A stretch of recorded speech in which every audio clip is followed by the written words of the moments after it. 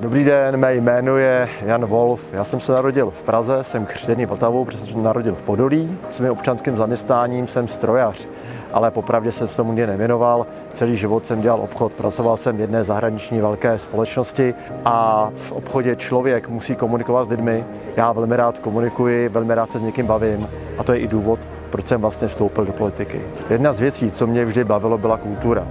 A tak jsem se vlastně před 8 lety stal i radním pro kulturu hlavního města Prahy. Podařila se mi rekonstrukce Šlechtovy restaurace. V době, když jsem byl radní, tak jsem také začal v podstatě s rekonstrukcí průmyslového paláce na Výstavišti, poté co v roce 2008 vyhořel. A na co jsem tedy pyšný obzvlášť, tak za mnou stojí Mariánský sloup.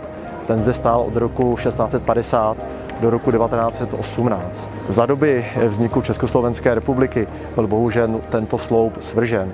No a trvalo více než 102 let, aby se sem opět jeho kopie vrátila. Já bych opět byl rád radním, ale v každém případě bych rád pokračoval v tom, co Praha potřebuje. To znamená, aby zkvétala i na té kulturní úrovni. To znamená, aby se třeba zrekonstruovalo Vinohradské divadlo.